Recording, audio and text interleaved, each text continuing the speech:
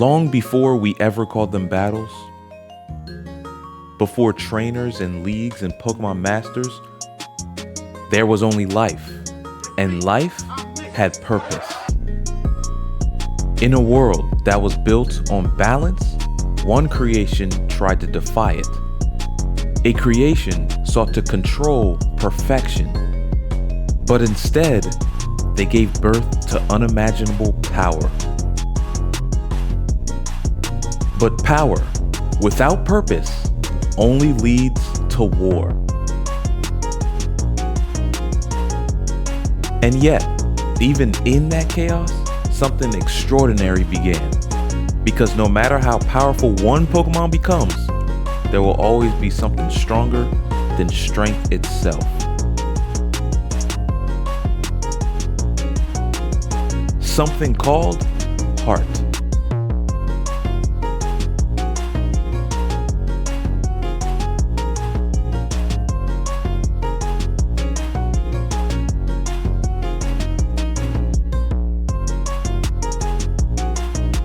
Pokémon, the first movie.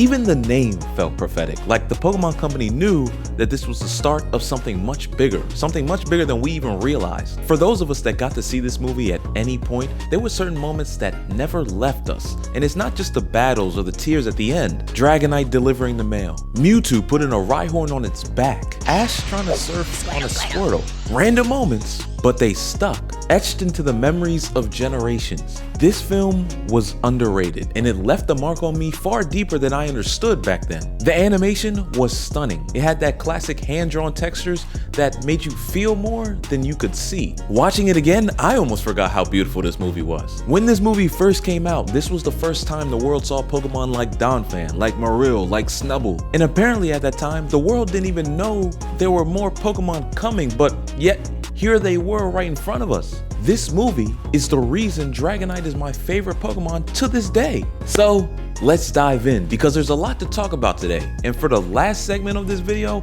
I got something special planned for y'all. I actually collaborated with another YouTuber who's never watched Pokemon. Not a game, nor anime, nor film, but all he does on one of his channels is analyze other films. So naturally, I thought, who'd better to take a look at one of my favorite childhood films and tell me if it really holds up, you know, without the rose-tinted glasses. This movie is only 72 minutes long, but it moves, and the premise of this film is way more mature than I remembered. Mewtwo was born from the copied DNA of Mew to be the ultimate Pokemon, then immediately got to crashing out. Even Giovanni couldn't tame this man, or this thing. Like I said, the plot moves fast, and within mere minutes of this film, Mewtwo is executing his plan and flooding the whole Earth, destroying everything but what he's made. But I mean, of course he would. I see now that the circumstances of one's birth are irrelevant. It is what you do with the gift of life that determines who you are. Mad at being born, mad at existence itself, ready to burn the whole world down just to find his purpose. And you know that saying, hurt people hurt people. Well, this man must have been in agony because he was ready to up the score on the whole planet. But for real, like on a serious note, this movie preached a message about not hating other people just for being born different. To kids. I was watching this years later as an adult, and it's like, hold up, you kind of spitting facts right now. The first Pokemon movie, and actually the first few Pokemon movies, got real philosophical and deep out of nowhere. Y'all already heard some of the quotes I put in there. There's way more. In this film, Mewtwo deemed himself the strongest, and as a kid, I believed him, even though I was born in 2002. I played some of the Pokemon games where there were Pokemon in it that were literally and statistically stronger than Mewtwo. But back then, I didn't care about stats. All I knew about Pokemon was what I saw in the turn-based JRPGs that I played on my DS. No one could have imagined a Pokemon claiming to both be a trainer and a Pokemon while brainwashing Nurse Joy on the side. That was an eye-opener to me. I used to be real life devastated at the scene where Mewtwo was going around stealing everybody's Pokemon, especially during that long, like 5-minute segment of Pikachu just running from the Pokeballs till exhaustion. Even I knew Pikachu didn't like being in regular Pokeballs. I knew he hated that. As a kid who was more likely than not in an IRL Pokemon playthrough, while watching this film? I used to imagine people stealing my Pokemon in the games and how I felt. Like that one time somebody didn't trade me back my Machamp. Hard times, hard times, hard times. But it just made everything hit on a different level. And another thing is, this movie moves really fast, of course, but it all builds to a climax that doesn't feel rushed at all. The Pokemon Battle Royale at the end, clones versus the originals, a crazy Charizard versus Charizard matchup, Pikachu slapping all fire out of clone Pikachu's mouth. But all of that is not even close to the wildest part. An iconic character kinda died in the middle of this film. After Mewtwo spent this whole movie claiming that he was equal to humans, Ash basically said, "You equal? Alright then, run this fade like you equal," and really went to go put hands on Mewtwo knowing full well what this thing was capable of, man. That part killed me, man. That part killed me. But my friend, Shaun CTV, who has some pretty cool channels and knows a lot about film, had a parallel to Mewtwo that I need y'all to hear. Yeah, this floored me. Y'all gotta hear this. I don't know why. Yo, Mewtwo just reminded me of Shadow the Hedgehog. I don't know why. I didn't think that, but now that you say it, it's connecting. It's connecting. Yo, and I grew up like with Sonic, like how you were with Pokemon, Loki. Right. So like in my head, I was like, oh, this dude was basically made to be the ultimate life form, ultimate Pokemon, same thing. Yo, I didn't even think of that. He realizes that these people don't really he's not really a purpose outside of a weapon, and then he just loses his shit. And that's basically the character. That's basically. Immediately when I saw him in the tank, I was like, oh, that's Shadow. I didn't even think of that. And genocide, bro. And genocide, he just wanted to end the world. He was mad because they killed Mariah, they had him locked away. And then he was like, you know what? Oh, yeah, I gotta go. That's why he was so quick to side with Eggman. I was like, this is literally the same thing. He just decided you take my kind and kind of make them slaves. Y'all gotta go. That was just the same thing. I just thought about that when I was watching it. This movie, I'm gonna be honest with you, Shaun. I've been watching this movie over and over again, years really. Ever since I was a kid, I had this on disc and I just kept rewatching it. And I never usually rewatch movies, but this one I was always watching again. So it was good to go back and watch it again for the first time. So this is like a classic for you. This is a classic. It's like a classic. This is a classic for me. This is definitely. I thought we was both going in fresh takes. No. You've been watching this for your whole life. This is my perspective. Is okay, let me go back to a movie I loved as a child and see if it's good as an adult, and then I wanted your insight because it was a fresh perspective and basically unbiased, because you don't play Pokemon at all, right? When I was younger, I played the DS side scroll, not side scroller ones, but the ones where it was pixels. I don't remember exactly what that's called, but I feel like you know what I'm talking about. Yeah. I played two of those in elementary school. At the end with Ash, that was the most power friendship that I've ever seen in a long time. But I had to reel it back, and I'd be like, bro, this is Pokemon, bro. Exactly. What are you expecting? They don't usually do that. But the plot was cool. Yeah, it was cool though. But I was surprised people was dying. Yes. Mewtwo just blew up the whole building at the beginning of the movie. I was like, oh, we killing people. Yes. Okay. Yes. He's wild. Whatever. They're supposed to be 10 years old, so it's I was thinking that too. I was like, yo, isn't Ash a child? Yeah. And they're killing people. Yeah, they're just killing people, and he's over here trying to box with this murderer, trying to commit genocide. And the whole movie's about racism. Yeah, the whole entire movie's about racism. It's going back to it, it's wow, this is deep as hell for no reason. Yeah, but I like that though. I like that. Yeah. I like when kind of kids stuff do that, so it's you can watch it as an adult and be like, oh, they're actually trying to say something important to people. Speaking of that, did you have a favorite Pokemon in the movie? Gotcha. I think in the movie it was Mewtwo. Oh, okay, got you. Bro, he was just cold. When he was talking to people, you notice that he was just talking to them through his psychic powers. He never opened his mouth. Yeah, I realized that. I didn't realize that on my first watch. Obviously, I was a kid, but I started to realize, bro, he's mind controlling people and talking through them and just telepathically talking. Some of the things that I didn't remember at first, bro. Ash tried to put hands on this nigga. He tried to scrap with him after seeing everyone get folded. That was crazy. Bro, he said, if you want to act like a human, I'm gonna put these paws on you. Do you have any other like character comparisons across games or whatever, because that Shadow one is really getting to That me. was a good one. Okay, it's another Sonic one. This is a low-key deep cut though from Sonic X. Okay. The show. Do you remember the kid Chris?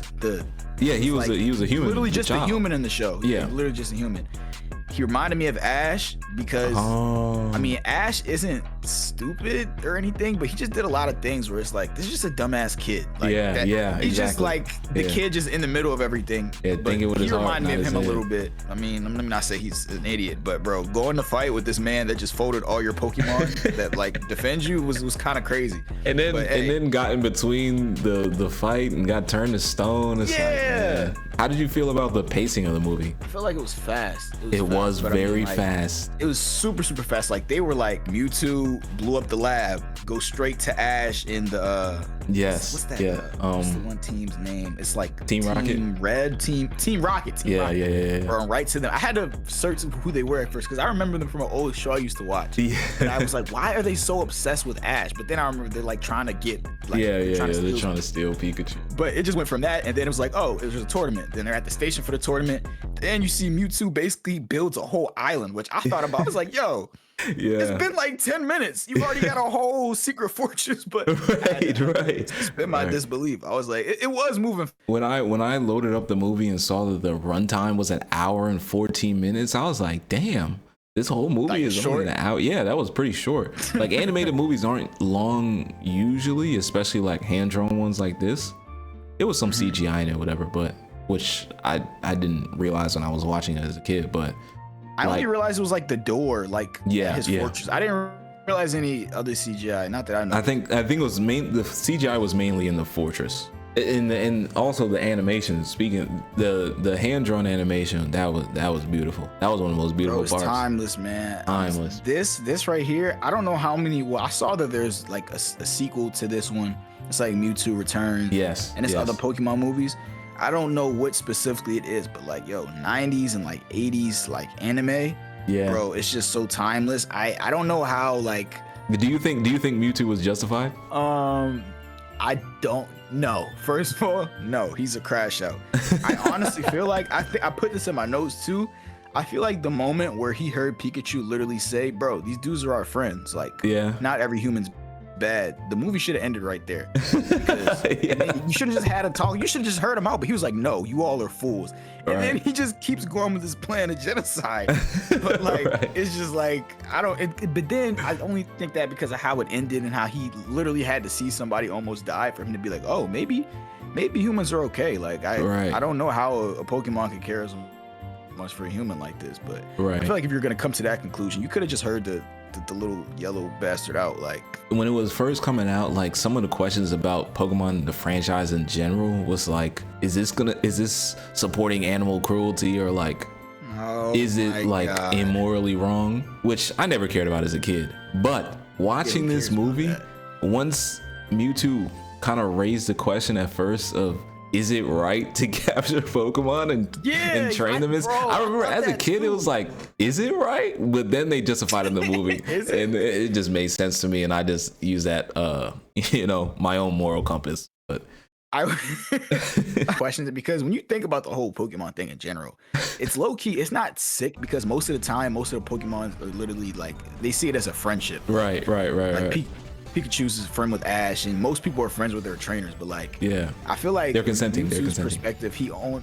Yeah, they're consenting. Mewtwo's in his eyes, no one's consenting because I guess he's only seeing it his way. So it's like, then you think about, there's definitely Pokemon that like they probably feel like slaves. There's some out there, so it kind of makes you think this is kind of sick. But like, it kind of flips the whole like thing on top of his head when you really think about it. But that's why I brought up the question: was he justified? Because it was like, obviously the genocide part is wrong, but like the reason why he got hot in the first place, I was like, okay, like you're born and then you see your kind getting toted around in Pokeballs and carried around a bunch of balls against their will. It's like, maybe I don't feel the best about this, but they made me feel good about it. Maybe I don't feel the best about it. I mean, I guess I get his opinion, but like, yo, there are so many other things you could have thought about. Like, you didn't have to kill everybody. Yeah. Like, you could have maybe tried to free all the Pokemon and stuff, or try to destroy all Pokeballs or something. I was like, why couldn't he just mind control everybody's slaves instead? Yeah, he could have done that too, which is now I haven't thought about that. So, I didn't even think about it until you just said it. I guess he's only been born for like a day in the movie. So like, no, this happens fast in the movie. This all happens fast in the movie.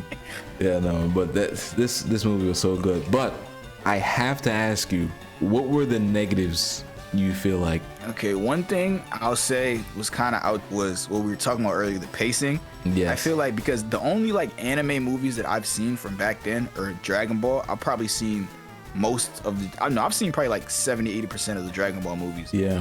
But the pacing in those were always fast, like significantly fast. Like it was like the movies might literally just be like an hour, maybe 50 minutes or something, but it was always fast. The pace reminded me of it. Mewtwo, I wouldn't say he was definitely like the edgy, like I said earlier, he's like Shadow. Right. He just seemed like Shadow to me, and it's kind of like the immature. I'm just born. I was done wrong. Everybody got to die. Right. I'm just felt like it was a little drastic, but I mean, and the ending too. That ending did not age well, but I mean, like, bro, Ash. He should have died multiple times. Yeah. It was multiple times in that movie. I'm like, yo, he's still alive. How is he still alive?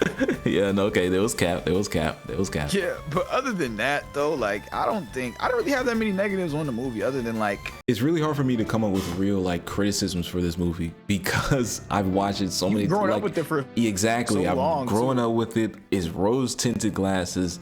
I basically judge every Pokemon movie based off of this movie. And it's like, if I had to come up with like a negative, it would be Mewtwo was a little bit too extreme. Like if you go back and think, like, he was born, he had questions about destiny, and somehow jumped to killing everyone on the planet, like everybody just resetting the whole world in a matter of maybe days. Like, so I know they wanted to make him like an anime villain, like this big bad anime villain, of course, because that, you know, raises the stakes for the movie.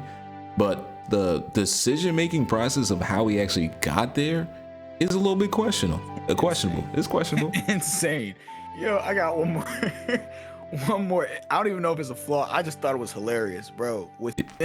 In my head, this movie is only 2 days long. Right. Maybe 2-3 days long. Yeah. Bro, within a 2-3 day span, this dude is born, decides he wants to commit genocide, tries to commit genocide, and then when he changes his mind, he wipes everyone's mind. So everyone forgets about it, and then he just goes about his business. Oh my gosh. But yeah, no. Overall, that was a pretty good movie. What do you think? What would you say is if you had to give it a rating, what would you give it? When you rate it, don't rate it as a Pokemon movie or a kids movie. Just rate it in general. My review is a 7 out of 10. That's my personal. Okay. I say 7.5 out of 10, 7.5. But I can see, like, I was Googling, like, when I was trying to find the exact movie you were talking about, bro, it's like beloved. Like, I was seeing 9s, like 8.5s, 9.5s. Yeah. I completely understand that. Like, if I would have watched this around the same time as you, I would probably worship this movie too. Like, this would probably be like the great of Pokemon movies, or just like, for me, like, now I'd give it like a 7, 7.5. Okay. And just for reference, what other movie you think is a 7.5? Ooh, no, that's disrespectful. I can't say that. That's a hot take. No, we gotta hear it now. I was low key. I was about to say Spider-Man 3, but that's wild. Like, wait. Tobey Maguire? Spider-Man 3. Yeah. Oh, wow, that is a hot relationship take. With that movie, but that's a crazy comparison, though. I can't compare fucking Pokemon to Tobey Maguire Spider-Man. But it just gives people an idea, like, you know, because I say the plot's a little, both of them, the plot's a little sloppy, the pacing's a little all over the place. It's a lot of characters. Okay. Would I even give Tobey Maguire Spider-Man 3 a 7.5 out of 10? You think it's going lower for Toby? I'm thinking too much. I'm gonna be thinking about this for the next 15 minutes. Because my favorite of that trilogy was 2. Okay, 7 out of 10. The first Venom. I'm going with the first Venom. Oh, I'll say that. Okay. That enjoyment level, I'll put it a little under the first Venom. If 10 is perfect and it was hard for me to find a flaw, The only flaw that I have looking back on it, even as a 23-year-old adult looking back on this, from a movie I've been watching since I was maybe, 7? And I could only find one flaw, which was Mewtwo was a little extreme. I have to give it like a 9.5. That 9.5 and just take a half point off for that, because I cannot find a flaw other than that. I feel you. And the only other flaw is I wish the movie was longer, but if every good movie you wish was longer, you know? Yeah, that's fact. That's true. The music in the Pokemon movie surprised me. They had R&B. Solid. Yeah, they had R&B in this. I was like, is this R&B that I'm listening to right now in a Pokemon movie? I wrote it. I literally took notes. Yo, bro, so the first time we see Ash, the music that started playing, like that demon pulled up on him and just wanted to like fight Pokemon. Right. That music, I had to sit up a little bit. I was like, hold up. This is no. They kind of beautiful. Yeah, because I wrote in my notes too. I was like, who sung it? Because this is the main theme of. He sung the main theme. He did a cover of the main theme of Pokemon for the Pokemon movie, and he was killing it. He was killing it. Bro, that shit was amazing. I was like, hold up, bro. I used to get real live emotional after that Ash Ketchum death scene. Like, that really got to me as a kid. I can't lie. For a show that never got too graphic, for a game that never got too serious, that part was surprising to the Young Bread show. It really made me feel something. And at the end of the day, that's what cinema's all about. And the reason I called Shaun in here, the reason I made Shaun watch this old ass childish movie from 1999 is to prove a point that this movie is for Pokemon fans or not Pokemon fans. It's just a good film with something for everybody in there. Ash making Minnesota Vikings jokes, Meowth spamming cat puns. This movie had multiple Pokemon R&B songs. Up until this point, I didn't realize how much the world was missing Pokemon R&B songs. And there was multiple, like there wasn't just one. There was one in the beginning in the Ash Ketchum battle and Pokemon scene, and then there was one in the end credits. I mean, for real, who did that rendition of Gotta Catch 'Em All in the beginning of the movie? They was really killing it. Please show them on screen if you can, if you found them. I watched this movie so many times, and I usually hate watching movies twice. Like, I never watch movies twice unless they're movies that I really like, and that's how you know this is good. Pokemon has made 24 movies in the Pokemon the Movie series, with the last one being Secrets of the Jungle in 2021, and not counted in that was the Ryan Reynolds Detective Pikachu movie in 2019. Man, that pandemic made time fly. But they seem to take their focus off of feature-length Pokemon films in favor of Pokemon Generations, the games, and all stuff like that, which is understandable. But I just wish they'd hit this lick one more time, considering that Mario and maybe even Zelda are about to get movies in the next coming years. Sonic is about to get movies in the next coming years. I don't even know if it would only be right to label Pokemon as a gaming franchise only, considering their dominance in so many other venues like toys, merch, clothing. I'm literally wearing a Mewtwo shirt right now. I don't know if you have to see that. But all that to say, if we're gonna do video game movies, then Pokemon definitely deserves to throw their hat in the ring, I'd say. And even though this movie was short, they added on an extra little short about Pikachu's vacation, which was basically wordless. You only see Ash, Brock, and Misty at the beginning drop their Pokemon off at the Pokemon vacation. And that is where we see Snubbull and Marill for just a short period of time. Now remember, this was back in the days, okay? I was born in 2002, right? This was back in the days where you got a DVD and there was extra stuff on the DVD. The Incredibles had the Incredible monologue from the different heroes. Shrek had bloopers.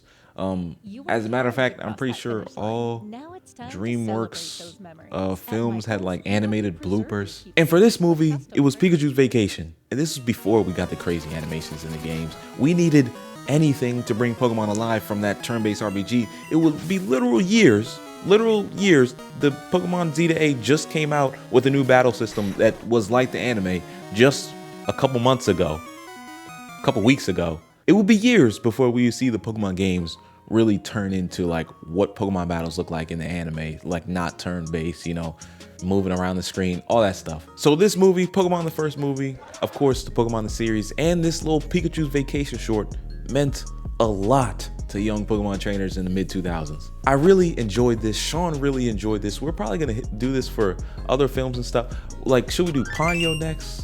Cowboy Bebop? Some other, give me suggestions on other things to watch and do like movie reviews for. Oh yeah, I never introduced myself. Hey, what's up, y'all? It's the Bread Show, a place where we give our anime and gaming opinions while doing a little bit of animated and gaming ourselves. And if you enjoyed this video, I got a lot more videos like this. I watch movies, I watch anime, and I just talk about them. I play games, I talk about them. Sometimes I record the games, sometimes I animate. I do a whole bunch of stuff. I really don't know what I'm just doing a whole bunch of stuff and following y'all suggestions for real. For those of you that use Twitch, go on to Twitch and follow the Twitch. I'll be streaming on there, and yeah, I play all types of games. Follow and subscribe Shaun, for real. He's doing great work on his channels. If you don't use Twitch, I upload all the VODs and not before seen gaming videos with me and my friends and other people who would join on the Bread Show Live, which is my second channel. So go over there, watch the videos, hit the subscribe button. I got a lot of stuff on that channel as well, and I'm editing way more stuff. Got some Pokemon Legends Z to A videos. Yeah, I got something for everyone. Whether you watch anime, which I will have more anime videos next. I won't be doing like Pokemon back to back. I just wanted to talk about the Pokemon movie. I talk about anime.